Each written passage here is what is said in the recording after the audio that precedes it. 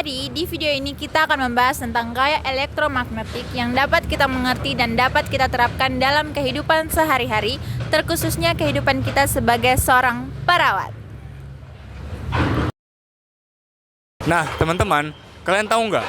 Gaya elektromagnetik adalah salah satu dari 4 gaya fundamental yang berada di alam semesta yang bersama-sama dengan gaya gravitasi, gaya nuklir yang kuat, dan juga gaya nuklir yang lemah.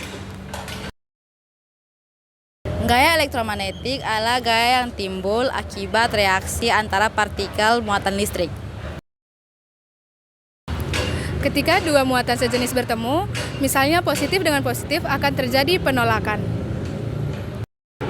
Sebaliknya, jika muatan positif bertemu dengan negatif, mereka akan saling tarik-menarik. Ketika arus listrik mengalir ke sebuah kawat, maka arus itu akan menimbulkan medan magnet ke sekitarnya. Arah medan magnet bisa kita tentukan dengan kaidah tangan kanan, yaitu saat ibu jari menunjuk ke arah arus listrik dan jari-jari melingkar menunjuk ke arah arus medan magnet. Nah, sebaliknya yaitu medan magnet yang berubah juga dapat menimbulkan arus listrik. Prinsip ini dikenal sebagai induksi elektromagnetik. Baik, fenomena induksi elektromagnetik ditemukan oleh Michael Faraday pada tahun 1831, yaitu ketika medan magnet yang berubah dapat menghasilkan gaya gerak listrik atau GLL pada konduktor. Baik teman-teman sekalian, perlu kita ketahui bahwa gaya elektromagnetik dapat diterapkan dalam kehidupan sehari-hari. Contohnya motor listrik.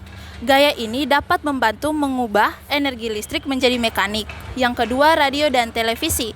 Jadi, gaya ini dapat membantu mengirim sinyal elektromagnetik.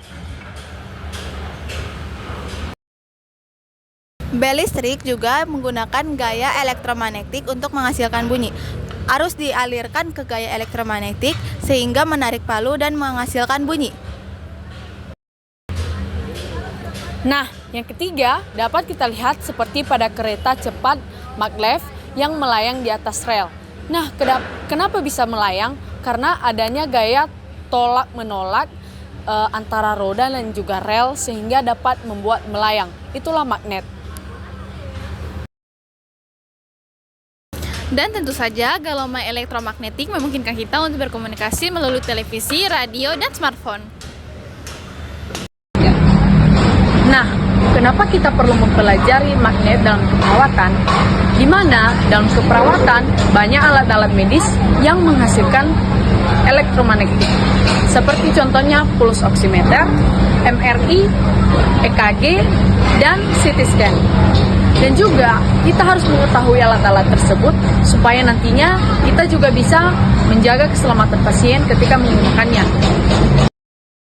Jadi, elektromagnetik itu digunakan untuk memonitoring tanda vital seperti denyut jantung, aktivitas otak, dan saturasi oksigen. Terus apa sih kaitannya dengan perawat? Jadi perawat itu adalah penghubung antara alat kesehatan elektromagnetik pada rumah sakit dengan pasien. Jadi kesimpulannya, elektromagnetik adalah dasar dari alat-alat kesehatan pada rumah sakit untuk merawat pasien.